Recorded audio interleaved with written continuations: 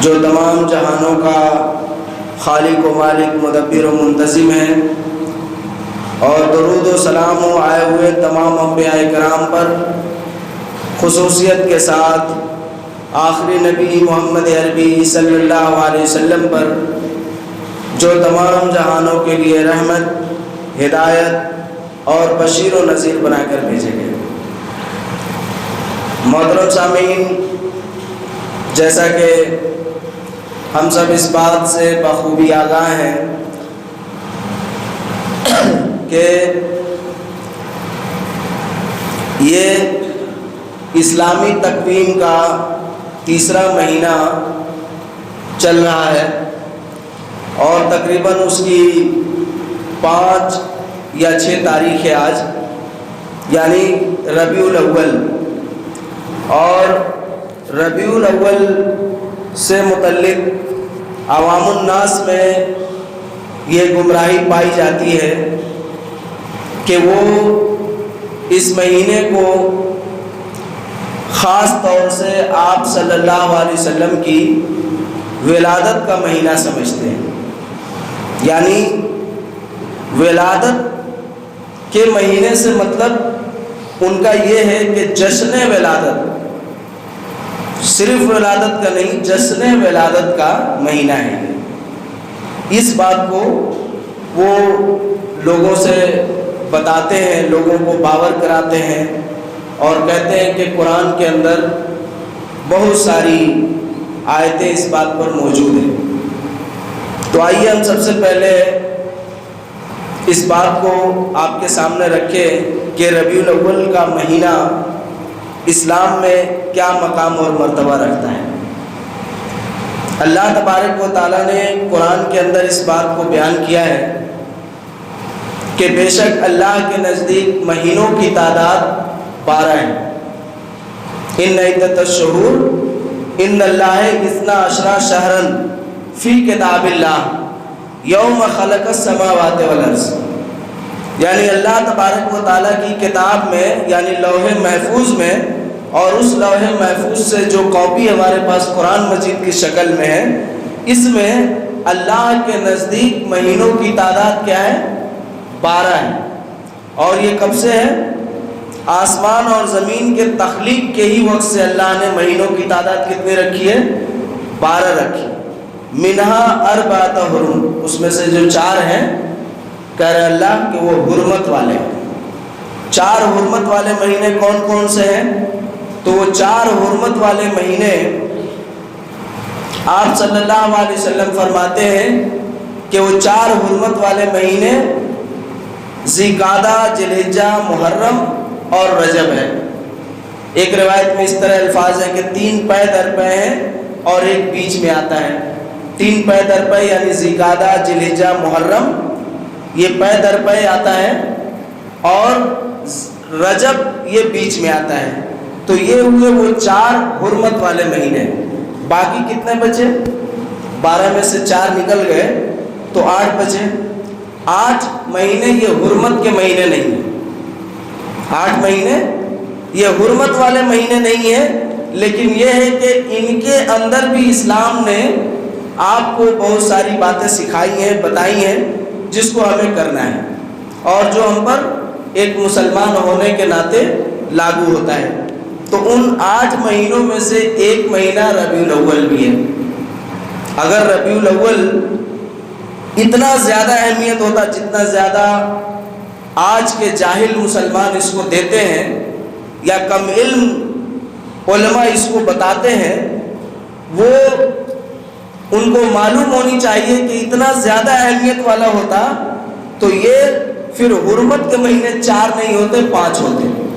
حرمت کے مہینے 4 نہیں ہوتے، 5 ہوتے۔ آپ دیکھیے کہ رمضان کتنا زیادہ عظمت والا مہینہ ہے، یہاں تک کہ شیعوں نے اس کو مہینوں کا سردار قرار دے رکھا ہے، پھر بھی وہ حرمت والے مہینوں میں نہیں ہے، پھر بھی وہ حرمت والے مہینوں میں نہیں ہے۔ تو کیا معلوم ہوا کہ اسلامی سال میں جو 12 مہینے ہیں، ان میں 4 مہینے سب سے زیادہ اہمیت والے ہیں، سب سے زیادہ عظمت والے ہیں، اور اتنا زیادہ عظمت والے ہیں کہ ایک مہینہ کو تو اللہ تبارک و تعالیٰ نے اپنی جانب منسوخ کیا ہے. معلوم ہے وہ کون سا مہینہ ہے جس کو اللہ نے اپنی جانب منسوخ کیا ہے؟ اور صحیح حدیث کے اندر موجود ہے کہ وہ اللہ کا مہینہ ہے. وہ مہینہ کون سا مہینہ ہے معلوم ہے؟ محرم ہے. شہر اللہ المحرم. حدیث کے کیا الفاظ ہیں؟ شہر اللہ المحرم. محرم یہ اللہ کا مہینہ، مگر ربیع الاول یہ محمد صلی اللہ علیہ وسلم کا مہینہ، ایسا کچھ نہیں ہے. تو اس سے کیا سمجھ میں آئی کہ پہلے آپ اسلامی مہینوں کے کنسیپٹ کو اور اس کی اہمیت اور حیثیت کو سمجھیے کہ اس میں سب سے زیادہ 4 مہینے بابرکت ہیں، حرمت والے ہیں، اور ان میں نیکیاں کرنا ان نیکیوں کو بڑھا دیا جاتا ہے، اور ان حرمت والے مہینوں میں گناہ کرنا ان گناہوں کی سزا بھی بڑھا دی جاتی ہے. تو معلوم ہوا کہ ان کے علاوہ جو 8 مہینے ہیں ان میں بھی کچھ اہمیت ہے، مگر سب سے بڑی اہمیت جو اسلام نے دیا مہینوں کو، ان 4 مہینوں کے علاوہ کسی مہینے کو حاصل نہیں. ہاں سب کی اس کے علاوہ الگ الگ اہمیت ہے. جیسے رمضان کو الگ ایک اہمیت حاصل ہے، شوال کو ایک الگ اہمیت حاصل ہے، جیسے کہ اس کے اندر جو 6 روزہ رکھے اس کو سال بھر روزہ رکھنے کا یہ الگ ہے، مگر وہ حرمت والے نہیں. تو یہ سب سے پہلے آپ سمجھ لیجئے. اب آئیے ہم ربیع الاول کے اوپر آتے ہیں. ربیع الاول کا مہینہ جو ہے یہ اسلامی سال کا 3را مہینہ ہے، اور اس کا معنی ہے، ربیع کا مطلب ہے بہار، اول کا مطلب ہے پہلا. تو بہار کا پہلا سیزن جو ہوتا تھا اس کو اہل عرب ربیع الاول کہتے تھے. بہار کا جو پہلا سیزن ہوتا اس کو وہ لوگ ربیع الاول کہتے، اور بہار کا جو دوسرا سیزن ہوتا اس کو وہ لوگ ربیع الثانی کہتے تھے. تو اس اعتبار سے انہوں نے اس مہینے کو نام دیا تھا. تو یہ ربیع الاول ہے، یعنی اہل عرب کے نزدیک یہ بہار کا پہلا سیزن ہے، پہلے سیزن ہے.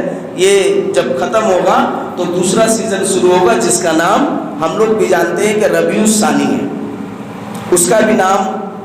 تو ربیع الثانی بہار کا دوسرا سیزن، یہ اس کا معنی ہے.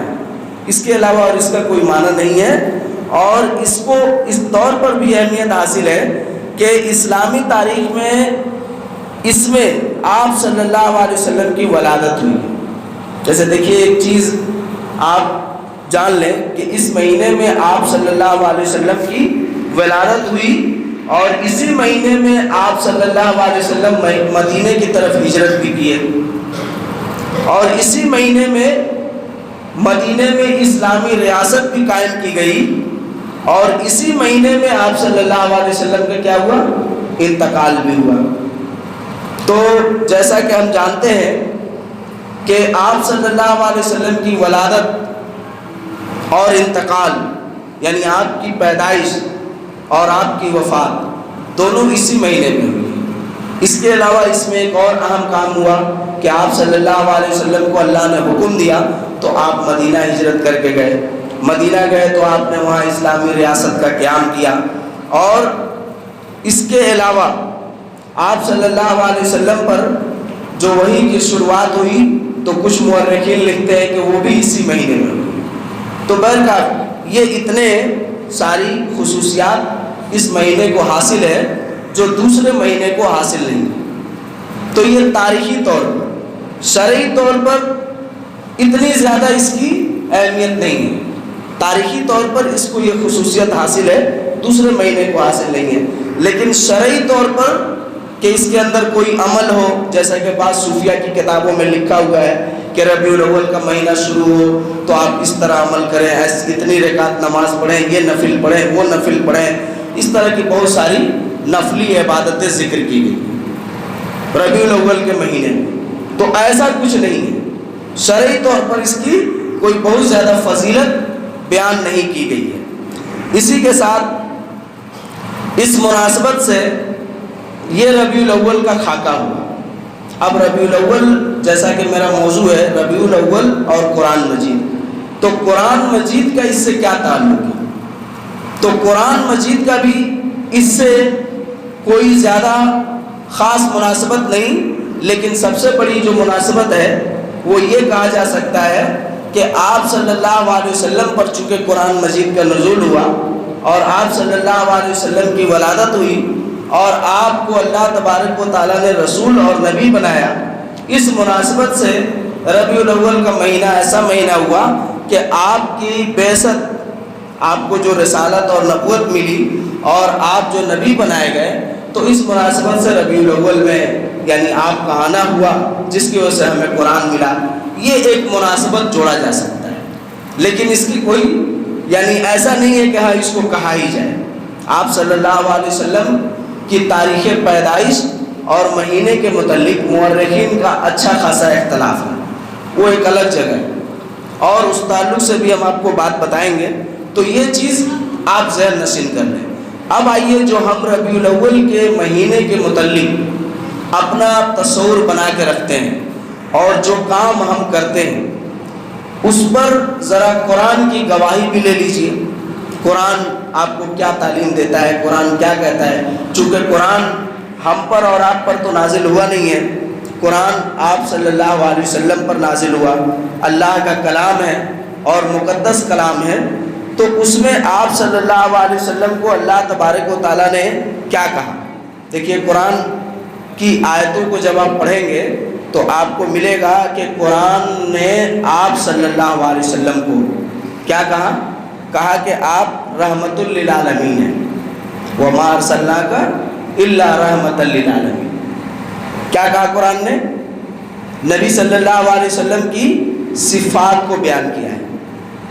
ایسے تو ہم چند صفات کا ذکر کریں گے، لیکن اس پر کتابیں لکھی گئی ہیں، ہمارے علماء نے بھی لکھا ہے اور بھی لوگوں نے لکھا ہے کہ قرآن نے نبی صلی اللہ علیہ وسلم کی کتنی صفتیں بیان کی ہیں۔ بلکہ اس مناسبت سے ایک صحیح حدیث بھی موجود ہے جس کے اندر یہ بات موجود ہے کہ آپ صلی اللہ علیہ وسلم کے صفاتی طور پر 99 نام بھی ہیں، جیسے اللہ کے 99 نام ہیں ویسے آپ صلی اللہ علیہ وسلم کے بھی کیا ہے، صفاتی طور پر 99 نام ہیں۔ ان میں سے کچھ صفاتی نام قرآن میں بھی موجود ہیں، اور علامہ فیروز آبادی نے اپنی کتاب بصائر و ذوی التمیز میں اور بھی نام گنائے ہیں، بہت سارے نام گنائے ہیں، اور صرف آپ ہی کے نہیں، جتنے انبیاء کا نام قرآن مجید میں موجود ہے ان تمام انبیاء کے صفاتی ناموں کو بھی انہوں نے قرآن سے ثابت کیا ہے۔ یہ کتاب بھی اپنے طور پر ایک لاجواب کتاب ہے، پڑھنے کے لائق ہے۔ تو آپ جب اس میں غور کریں گے تو صرف میرے نبی کے ہی صفاتی نام نہیں ہیں، بلکہ ان سے پہلے، آپ سے پہلے جتنے انبیاء آئے ان کے بھی کچھ صفاتی نام قرآن میں موجود ہیں، جن میں سب سے زیادہ کس نبی کا نام موجود ہے صفاتی طور پر؟ ہمارے نبی محمد عربی صلی اللہ علیہ وسلم۔ تو ان میں سے کچھ نام قرآن نے ذکر کیا، جیسے کہا آپ رحمت للعالمین ہیں، اسی طرح آپ کو خلق عظیم کہا انک لعلی خلق عظیم۔ یہ جو نبی تمہارے درمیان موجود ہے یہ اخلاق کے اعلیٰ درجے پر فائز ہے، جیسا کہ آپ صلی اللہ علیہ وسلم کی حدیث بھی موجود ہے کہ میں بھیجا گیا تاکہ تمہارے درمیان اخلاق کے پہلو کو مکمل کروں، اخلاق کے پہلوؤں کو، اخلاق کی تعلیم کو مکمل کروں، اس لیے میں تمہارے درمیان بھیجا گیا۔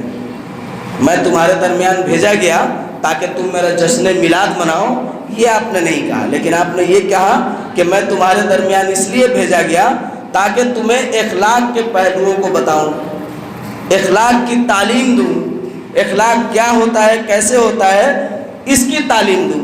اور اسی بات کو اللہ کہہ رہا ہے کہ انک لعلی خلق عظیم، وہ اخلاق کے اعلیٰ درجے پر فائز ہے۔ پھر اللہ تبارک و تعالیٰ کہہ رہا ہے کہ یہ اپنی امت کے لیے رؤوف اور رحیم ہے۔ کیا ہے؟ رؤوف اور رحیم ہے۔ یہ اپنی امت کے لیے اللہ سے رو رو کر دعا کرتے ہیں، اللہ سے کہتے ہیں۔ سورہ توبہ میں اس بات کو اللہ نے ذکر کیا، کیا کہا؟ کہ یہ نبی حریص ہے اپنی امت کے لیے اس معاملے میں کہ ان کے عذاب کے متعلق ہم سے روتا ہے۔ تو رؤوف اور رحیم اللہ نے ان کی صفت ذکر کی اپنی امت کے طور پر۔ اللہ کے صفت رؤوف اور رحیم میں شامل نہیں ہے، بلکہ اپنی امت کے لیے وہ رؤوف اور رحیم ہے، نرم دل ہے، ان کا خیال اور فکر کرنے والے ہیں، اور اللہ سے انہوں نے دعا بھی کی، جیسا کہ ایک صحیح حدیث میں موجود ہے کہ آپ صلی اللہ علیہ وسلم نے اپنی امت کے لیے 3 دعائیں کی، جن میں سے اللہ نے ایک دعا کو قبول کیا اور 2 دعاؤں کو اللہ نے اس میں تبدیلی دی۔ تو اس اعتبار سے کیا ہوا؟ اللہ کہہ رہا ہے کہ آپ اپنی امت کے لیے رؤوف اور رحیم ہیں۔ اسی طرح اللہ تبارک و تعالیٰ نے آپ کی ایک اور صفت بیان کی ہے اور کہا کہ وہ شاہد ہے۔ شاہد یعنی گواہ ہے اپنی امت کے متعلق، بشیر ہے، مبشر ہے، نذیر ہے، سراج ہے۔ سراج یعنی چمکتا ہوا سورج، قمرم منیرہ روشن چاند ہے، قمرم منیرہ، شاہدوں و مبشروں و نذیرہ۔ یہ اللہ نے قرآن میں آپ کی صفت کو ذکر کیا کہ وہ شاہد ہیں، مبشر ہیں، نذیر ہیں، تمہیں اللہ کے پیغام کو بتانے والے، اللہ کے عذاب سے ڈرانے والے ہیں۔ اور اسی طرح سے وہ کیا ہے؟ سراجوں و قمرم منیرہ، سراج ہے اور قمر منیر ہے۔ اور ہم کیا کہتے ہیں؟ اللہ کے رسول نور ہے۔ اچھا، نور کی روشنی زیادہ ہوتی ہے یا سورج اور چاند کی؟ نور کا مطلب ہوا روشنی۔ اب روشنی میں کس کی زیادہ روشنی ہے؟ سورج کی، چاند کی، یا ایک موم بتی کی؟ کس کی؟ تو یہ بات سمجھنے والی ہے۔ یہاں بھی ہم کیا کہتے ہیں؟ اللہ کے رسول کی توہین کرتے ہیں۔ اللہ نے انہیں سراج اور قمر منیر کہا۔ یہ ہے سراج، دیکھیے سراج طلوع ہوا ہے، یہ سراج سورج کی ایک صفاتی نام ہے۔ سورج کو عربی زبان میں شمس کہتے ہیں، لیکن اہل عرب کے یہاں صفاتی نام دیا گیا ہے بہت ساری چیزوں کو، یہ اس طور پر کہ جس کا زیادہ نام ہوتا ہے نا، اس کے اندر 2 باتیں ہوتی ہیں۔ پہلی بات تو یہ ہوتی ہے کہ یا تو وہ بہت مشہور ہوتا ہے اس لیے اس کے مختلف نام ہوتے ہیں، دوسری بات یہ ہوتی ہے کہ وہ بہت زیادہ معزز ہوتا ہے، یعنی معاشرے کے اندر بہت زیادہ اس کے فوائد، اس کے احسانات ہوتے ہیں، اس لیے اس کے نام یا اس کے فائدے ہوتے ہیں جو اس کو مختلف ناموں سے لوگ یاد کرتے ہیں۔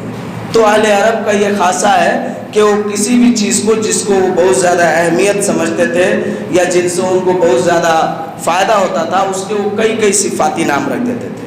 جیسے سورج کے تقریباً 150 کے قریب صفاتی نام ہیں۔ جو شیر ہے، شیر کا کم سے کم، شیر جس کو ہم لوگ شیر ببر کہتے ہیں، معروف نام اسد ہے، لیکن اس کے علاوہ اہل عرب کے نزدیک اس کے 500 سے زائد نام ہیں، صفاتی نام 500 سے زائد ہیں۔ تو انہی میں سے ایک صفت سے اللہ تبارک و تعالیٰ بھی اپنے نبی کو متصف کر رہا ہے، کہہ رہا ہے وہ سراج ہے اور قمر منیر ہے، سراج ہے اور قمر منیر ہے۔ اسی طرح اللہ تبارک و تعالیٰ نے قرآن میں ان کو امین قرار دیا ہے، صادق قرار دیا ہے۔ امین امانت دار، ہر اعتبار سے یہ امین ہے اور صادق بھی ہیں، سچے بھی ہیں۔ اس کے علاوہ بھی اللہ تبارک و تعالیٰ نے اپنے نبیوں کا ذکر کیا، رسولوں کا ذکر کیا تو ان کو صدیق اور سچا کہا ہے، مگر ہمارے نبی محمد عربی صلی اللہ علیہ وسلم کو بھی اللہ تعالیٰ نے صادق کے لفظ سے خطاب کیا، صدیق کہا۔ اسی طرح سے اللہ تبارک و تعالیٰ نے آپ کو معلم کہا، معلم کائنات، معلم امت قرار دیا کہ امت کو تعلیم دینے والے ہیں، سکھانے والے ہیں، پڑھانے والے ہیں۔ پھر اللہ تبارک و تعالیٰ نے کیا کہا؟ مزکی کہا، آپ اپنی امت کو گناہوں سے پاک کرنے والے ہیں۔ گناہوں سے پاک کرنے کا مطلب یہ ہے کہ آپ انہیں ایسی تعلیم دیتے ہیں جن سے وہ اپنی گناہوں سے پاک ہوتے ہیں، اپنے آپ کو گناہ سے بچاتے ہیں اور اپنے اعمال کو بہتر بناتے ہیں۔ اسی طرح اللہ تبارک و تعالیٰ نے آپ کو مربی، رہنما اور شافع محشر بھی قرار دیا ہے، یعنی آپ ہمارے لیے مربی ہیں، ہمارے قائد ہیں، رہنما ہیں۔ ہمیں آپ کے اسوہ حسنہ کو قبول کرنا ہے، ماننا ہے، اور ساتھ ہی اللہ تبارک و تعالیٰ نے آپ کو قرآن میں شافع محشر بھی قرار دیا، یعنی جب حشر کا میدان قائم ہوگا تو وہاں آپ صلی اللہ علیہ وسلم ہماری سفارش کریں گے، امت کے ان لوگوں کی سفارش کریں گے جو جن کے گناہ زیادہ ہوں گے اور کبیرہ گناہ کے مستحق ہوں گے، اور وہ ان کا فیصلہ ہو چکا ہوگا کہ وہ جہنم میں جائیں گے۔ ایسے لوگ جن کا فیصلہ ہو چکا ہوگا کہ ان کو جہنم میں ڈالا جائے گا، اللہ کے رسول صلی اللہ علیہ وسلم ان کے تعلق سے اللہ کے سامنے سفارش کریں گے اور کہیں گے کہ اللہ انہیں بخش دے، انہیں جنت میں داخل کر دے۔ اللہ تبارک و تعالیٰ آپ کی دعا کو قبول کرے گا اور انہیں بخش کے جنت میں داخل کر دے گا۔ لیکن افسوس کی بات یہ ہے کہ وہاں آپ صلی اللہ علیہ وسلم نے ایک اور بات کہی جو غور کا مقام ہے اور غور کرنے والی بات ہے، اور اگر کوئی آدمی ایسا کام کر رہا ہے تو اس کے لیے اس سے بڑی بدنصیبی اور افسوس کا مقام نہیں۔ آپ نے کیا کہا؟ میری شفاعت میں، میری سفارش میں میری امت کا ہر گناہ گار شامل ہوگا۔ اب سمجھ لیجئے، اس سے آپ نے کوئی تخصیص نہیں کی کہ جس نے چوری کیا وہ نہیں شامل ہوگا، جس نے بدکاری کی وہ شامل نہیں ہوگا، نہیں، سب شامل ہوں گے، سب سوائے مشرک اور بدعتی کے۔ سوائے کس کے؟ مشرک اور بدعتی کے۔ مشرک اور بدعتی کی سفارش میں نہیں کروں گا۔ تو اب آپ اپنے اعمال کو دیکھیے کہ آپ کے عمل میں شرک ہے یا نہیں۔ اگر شرک ہے تو آپ نبی صلی اللہ علیہ وسلم کے شفاعت کے مستحق نہیں۔ یہ میں نہیں کہتا، اللہ کے رسول نے آپ کو کہہ دیا ہے۔ اگر آپ کے عمل میں بدعت ہے تو آپ پھر یہ دیکھیے کہ آپ سمجھ لیجئے کہ آپ کو نبی کی شفاعت حاصل نہیں ہوگی، اس لیے کہ یہ میں نہیں کہتا، اللہ کے رسول نے کہا ہے کہ میری سفارش میں ہر وہ شخص داخل ہوگا جو گناہ گار ہے میری امت کا، لیکن سوائے مشرک اور بدعتی کے اس کی سفارش میں نہیں کروں گا۔ یہ حدیث صحیح مسلم اور بھی حدیث کی کتابوں میں موجود ہے، آپ دیکھ سکتے ہیں۔ تو یہ کتنی بڑی بات ہوئی، کتنی بڑی بات ہوئی۔ اسی طرح آپ صلی اللہ علیہ وسلم نے یہ بھی کہا کہ آب زمزم جو میں پلاؤں گا میری امت کا ہر آدمی پیے گا سوائے ان لوگوں کے جو بدعتی ہوں گے۔ بلکہ ایک روایت اس طرح بھی آتی ہے کہ میں اپنی امت کو پہچان لوں گا۔ صحابہ نے کہا کیسے پہچان لیں گے؟ آپ صلی اللہ علیہ وسلم نے کہا کہ ان کے اعضائے وضو چمک رہے ہوں گے، یعنی جو وضو ہم لوگ بناتے ہیں 5 وقت کی نماز کے لیے، وہ چمک رہے ہوں گے، ان سے میں اپنی امتی کو پہچان لوں گا اور انہیں آب زمزم پلاؤں گا، یا آب کوثر پلاؤں گا، انہیں ملاؤں گا۔ تو اس پر صحابہ نے کہا کہ اچھا اس طرح آپ پہچان لیں گے۔ پھر آپ صلی اللہ علیہ وسلم نے کہا کہ کچھ اور بھی لوگ آئیں گے جن کے اعضائے وضو چمک رہے ہوں گے اور وہ آب کوثر کی طرف بڑھیں گے، انہیں میں پلانے جاؤں گا لیکن فرشتے روک دیں گے۔ میں ان فرشتوں سے کہوں گا کہ انہیں آنے دو، میری امت ہے۔ فرشتے کہیں گے کہ آپ کو نہیں پتا کہ انہوں نے آپ کے آنے کے بعد دین میں کیا کیا اضافہ کر دیا تھا، انہوں نے آپ کے دین کو بدل دیا تھا، آپ کی شریعت کو بدل دیا تھا۔ تو اللہ کے رسول کہیں گے سوکن سوکن لمن خیر من بعدی، دور ہو جاؤ، میری نظروں سے ہٹ جاؤ، تم ہی لوگ ہو جنہوں نے میرے بعد آنے کے بعد میرے دین کو تبدیل کر دیا۔ تو یہ آپ صلی اللہ علیہ وسلم نے بتا دیا۔ یہ بھی آپ نے بتا دیا کہ مجھے محشر کے میدان میں تم رسوا نہ کرنا۔ وہ رسوائی اسی کی ہے کہ جب وہ لوگ جائیں گے تو آپ صلی اللہ علیہ وسلم کے آب کوثر سے وہ نہیں پی سکیں گے، انہیں فرشتے ہٹا دیں گے، جس پر آپ صلی اللہ علیہ وسلم کو تکلیف تو ہوگی لیکن اللہ کا فیصلہ برحق ہے۔ تو یہاں بھی سمجھ میں آیا کہ آب کوثر ہر کوئی پیے گا سوائے مشرک اور بدعتی کے۔ امت کے اندر جو مشرک ہیں، جو بدعتی ہیں، نہ ان کو اللہ کے رسول کی سفارش حاصل ہوگی، نہ ان کو اللہ کے رسول کے ہاتھ سے آب کوثر نصیب ہوگا۔ تو یہ کتنی بڑی بدنصیبی ہے، کتنی بڑی بدنصیبی ہے۔ تو آپ اپنے اعمال کو چیک کریں کہ آپ کہیں مشرک تو نہیں بن رہے ہیں، آپ کہیں عید میلاد منا کے بدعتی تو نہیں بن رہے ہیں۔ اس کا خیال کریے، اس کو غور کیجیے۔ اللہ نے قرآن میں آپ صلی اللہ علیہ وسلم کی یہ صفات کو بیان کیا، اور ان صفتوں کو بیان کرنے کے بعد اسی قرآن میں اللہ تبارک و تعالیٰ نے آپ کے مقام، مرتبہ اور حیثیت کو بھی بیان کیا اور امت کو سجیسٹ کیا کہ آپ کے تعلق سے ہمیں کیا کرنا ہے۔ آپ کے تعلق سے کیا کرنا ہے؟ اللہ تعالیٰ نے کہا اطیعوا اللہ واطیعوا الرسول وَأُولِي الْأَمْرِ مِنْكُمْ فَإِن تَنَازَعْتُمْ فِي شَيْءٍ فَرُدُّوهُ إِلَى اللَّهِ وَالرَّسُولِ۔ کیا کرو؟ اللہ اور اس کے رسول کی اطاعت کرو، اللہ کی اطاعت کرو اور اس کے رسول کی اطاعت کرو، اور تم میں جو اولی الامر ہیں، تمہارے بڑے ہیں، ان کی بھی فرما برداری کرو، مگر شرعی طور پر، دینی طور پر کوئی مسئلہ پیدا ہو جائے کہ اس میں صحیح کیا ہے غلط کیا ہے، فردوہ الی اللہ والرسول، تو اس کو اللہ اور اس کے رسول کے طرف کیا کرو، لوٹا دو۔ اگر تم ایمان والے ہو تو یہ تمہارے لیے بہتر ہے، اگر تم انجام کے اعتبار سے دیکھ رہے ہو تو یہ بھی تمہارے لیے بہتر ہے۔ دو باتیں اللہ نے کہی، کیا کہا کہ تم اللہ کی اطاعت کرو اور اس کے رسول کی اطاعت کرو، اور جب کوئی دینی معاملہ تمہارے درمیان تنازع کا شکار ہو جائے کہ صحیح کیا ہے غلط کیا ہے، میلاد منانا کیا ہے، تو پھر کیا کرو، فردوہ الی اللہ والرسول، اس کو اللہ اور اس کے رسول کی طرف لوٹاؤ، یہ تمہارے لیے انجام کے اعتبار سے اور تمہارے ایمان کے اعتبار سے بہتر ہے۔ اگر ایسا نہیں کر رہے ہو تو تم پھر نقصان اٹھانے والے ہو، ایسا نہیں کر رہے ہو تو نقصان اٹھانے والے ہو۔ دوسرا حکم اللہ نے قرآن میں کیا دیا کہ آپ کی سیرت کو اپنائیں، آپ کی سیرت کو اپنائیں، آپ کی سیرت کو اپنائیں، آپ کے صورت کو نہیں، آپ کی سیرت کو اپنایا جائے۔ کہا لقد کان لکم فی رسول اللہ اسوۃ حسنہ، تمہارے لیے اللہ کے رسول صلی اللہ علیہ وسلم کی سیرت ایک آئیڈیل ہے، ایک نمونہ ہے، اپنی عائلی زندگی کو گزارنے کے لیے، اپنے سماجی زندگی کو گزارنے کے لیے، اپنے ہر ایک اعتبار اور ہر ایک معاملے کے لیے کیا ہے، اللہ کے رسول صلی اللہ علیہ وسلم کی سیرت ہمارے لیے ایک روشن شاہراہ ہے جس کی ہم اتباع کریں۔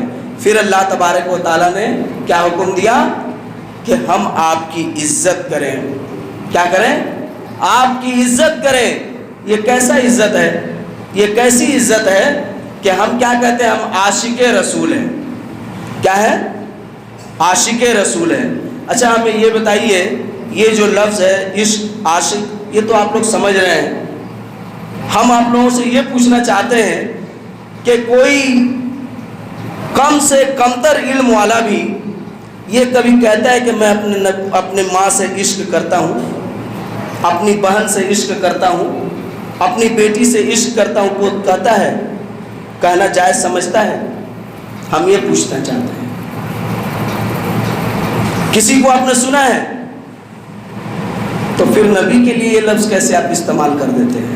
اچھا ایک چھوڑ دیجئے، یہ بتائیے کہ یہ لفظ آپ اپنی ماں بہن بیٹی کے لیے کیوں نہیں یوز کرتے ہیں؟ ہم آپ لوگوں سے پوچھنا چاہتے ہیں کیوں نہیں یوز کرتے ہیں؟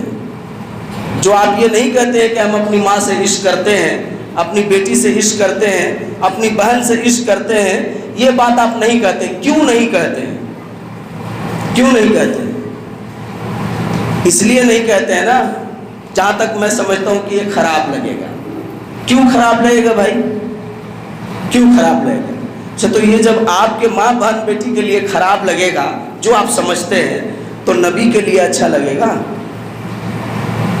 اللہ کے رسول کے لیے اچھا لگے گا؟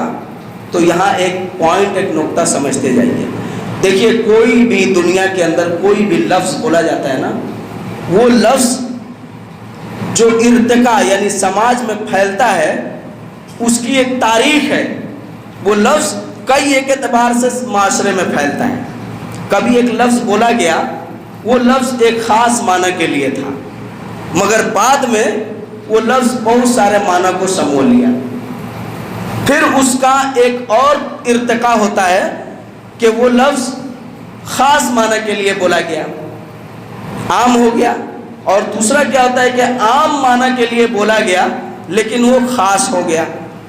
تیسرا ہوتا ہے کہ اچھے کے لیے بولا گیا لیکن اب اس کو اتنا بولا گیا کہ وہ اچھائی پر نہیں، اس کا معنی لوگ برا لیتے ہیں۔ اور چوتھا ہوتا ہے کہ برائی کے لیے بولا گیا لیکن اب وہ اچھائی کے لیے بولا جاتا ہے۔ اب وہ کیا بولا جاتا ہے؟ اچھائی کے لیے بولا جاتا ہے۔ تو اس طرح سے الفاظ جو ہے معاشرے کے اندر پریونتر ہوتے رہتا ہے، چینج ہوتے رہتا ہے، پروان چڑھتے رہتا ہے۔ تو اب آپ کو ہم بتائیں کہ لفظ عشق یہ کہاں سے آیا، کیسے آیا؟ تو اس کا مطلب آپ سمجھ لیجئے کہ دیکھیے جب ہم لوگ جو اپنے معاشرے میں کرتے ہیں نا، ایک لڑکا ایک اجنبی لڑکی سے پیار محبت کی باتیں کرتا ہے بغیر نکاح کے، تو ہمارا معاشرہ اس کو عشق سے تعبیر کرتا ہے، عاشق معشوق کہتا ہے۔ تو آپ کو معلوم ہونی چاہیے کہ یہ لفظ اس کے لیے نہیں بولا گیا، اس کے لیے بھی نہیں بولا گیا، یہ لفظ پیار اور محبت کے لیے نہیں بولا گیا، تو پھر یہ بولا کس کے لیے گیا تھا؟ تو یہ بولا گیا تھا، یہ ورڈ جو ہے یہ حکمہ کا لفظ ہے۔ کس کا لفظ ہے؟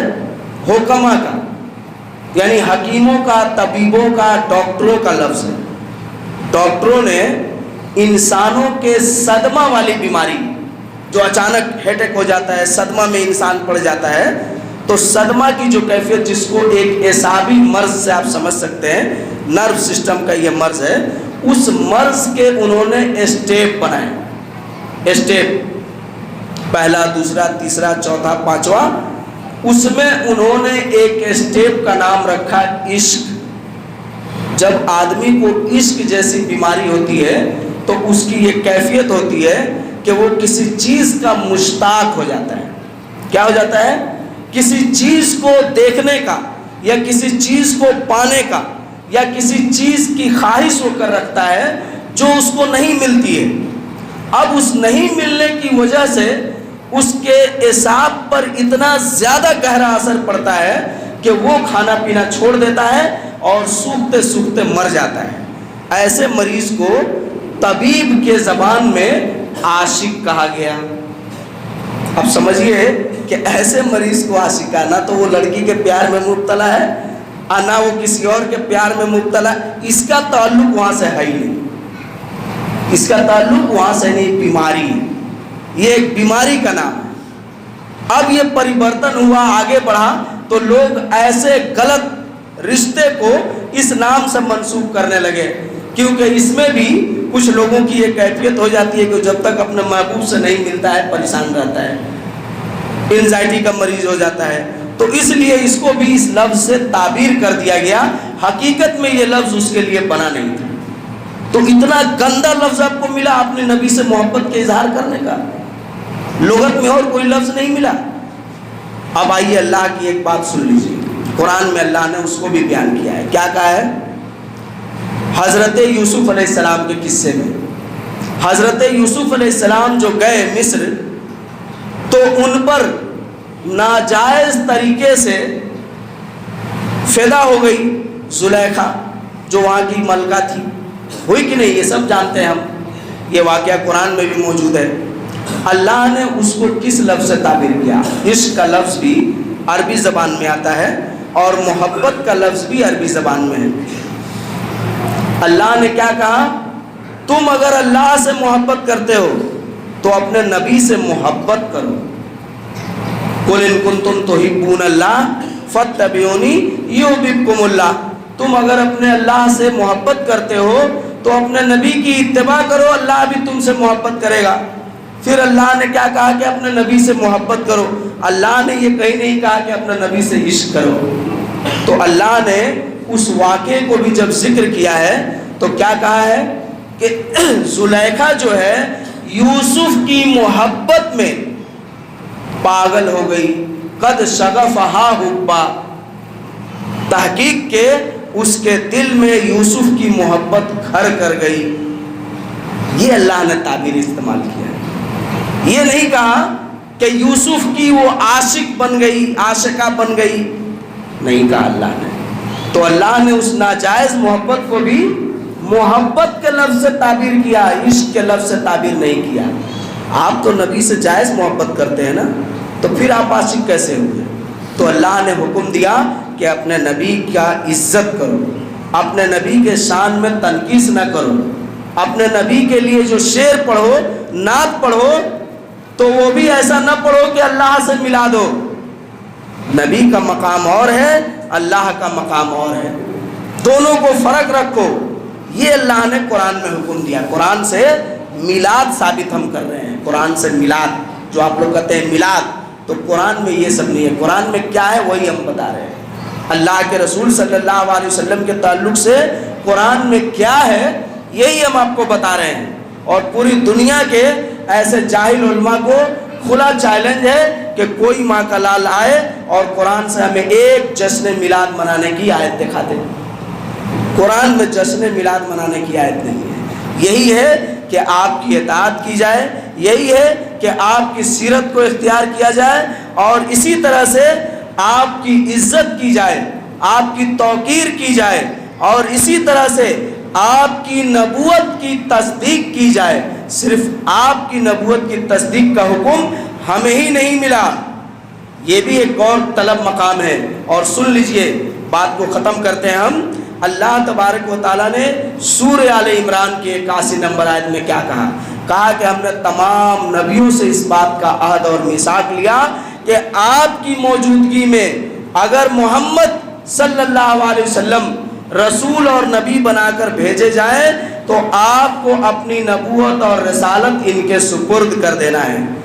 اور اپنی نبوت اور رسالت کن کو دے دینا ہے؟ امام کائنات محمد صلی اللہ علیہ وسلم کو دے دینا ہے، اور ان کے انڈر میں آ کر آپ کو کام کرنا ہے۔ وہ واقعہ بھی موجود ہے کتب حدیث کے اندر کہ حضرت عمر فاروق رضی اللہ تعالیٰ عنہ توریت کے ایک ورق کو پڑھ رہے تھے، اور پڑھتے رہے یہاں تک کہ آپ صلی اللہ علیہ وسلم کا چہرہ غصے سے سرخ ہو گیا۔ صحابہ نے کہا کہ اے عمر، نہیں دیکھ رہے ہو اللہ کے رسول غصے میں آ گئے؟ تو انہوں نے فوراً پھینکا، کہا آمنا و صدقنا۔ اللہ کے رسول نے اس موقع پر کیا کہا کہ اے عمر، یاد رکھو اگر موسیٰ بھی اس وقت زندہ ہو کر آئیں تو انہیں بھی کسے نبی ماننا ہوگا؟ مجھے۔ تو آپ صلی اللہ علیہ وسلم کے نبوت اور رسالت کی تصدیق کا اللہ نے حکم دیا ہے امت ہونے کے حیثیت سے، کہ ہم ان کی تصدیق کریں، اور ہم ہی کو نہیں، آپ سے پہلے جتنے انبیاء ہیں ان سب کو۔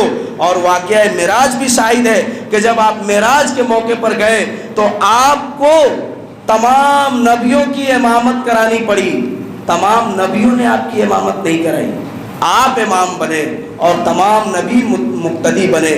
یہ بھی ایک شرف اور عزت کا مقام ہے ہمارے نبی کا۔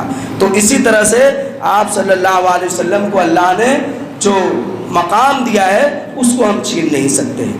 تو یہ سب چیزوں کو ہمیں بروئے کار لانے کا حکم دیا گیا۔ آپ صلی اللہ علیہ وسلم کی گستاخی کو ناقابل معافی جرم قرار دیا گیا۔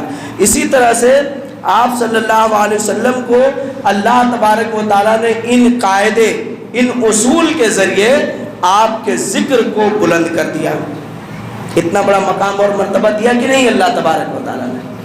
آپ کو اتنا بڑا جو مقام اور مرتبہ دیا اور آپ کے ذکر کو بلند کر دیا۔ وَرَفَعْنَا لَكَ ذِكْرَكَ، اے نبی ہم نے آپ کے ذکر کو بلند کر دیا۔ 5 وقت کے اذان میں اشہد نہ محمد الرسول اللہ کہے بغیر وہ اذان مکمل نہیں ہوتی۔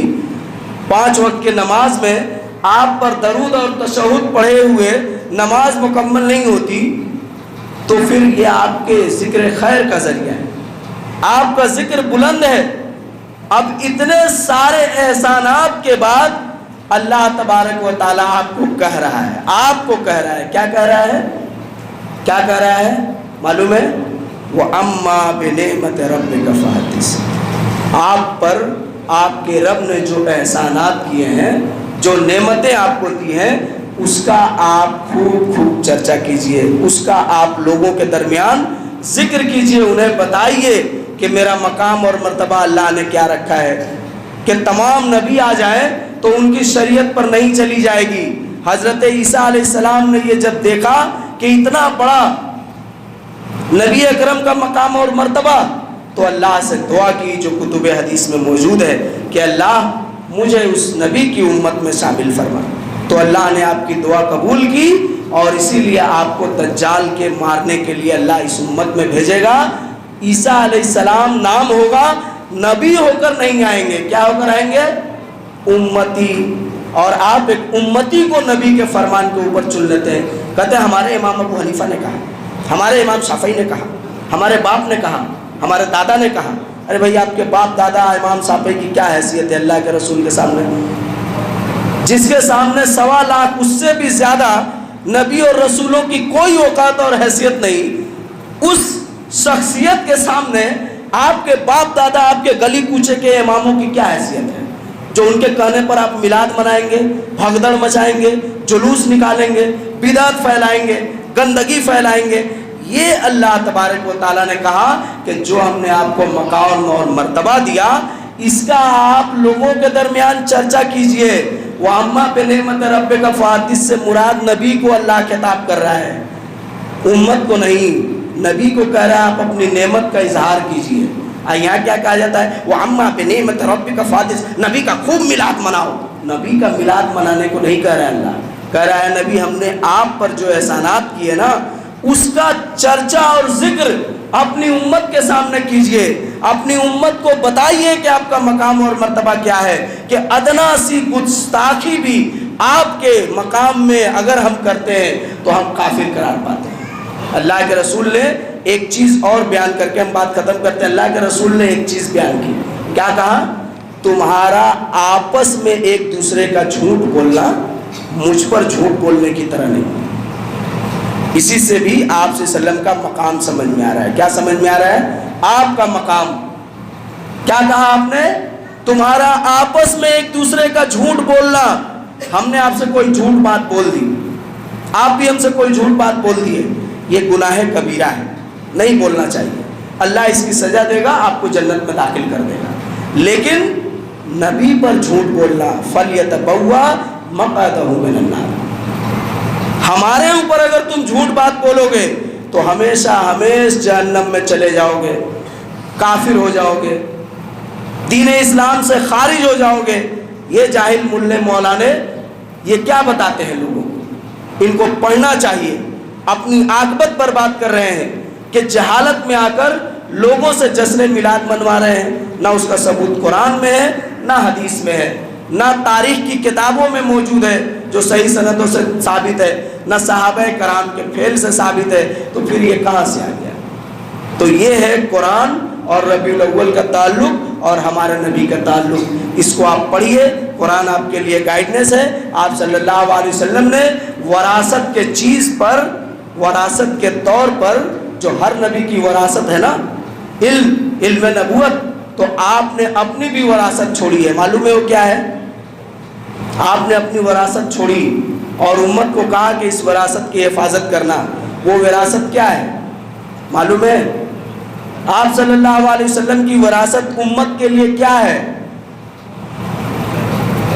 کتاب اللہ و سنت، اللہ کی کتاب اور میری سنت۔ تو اللہ کی کتاب میں میلاد نہیں ہے اور آپ کی سنت میں ہے۔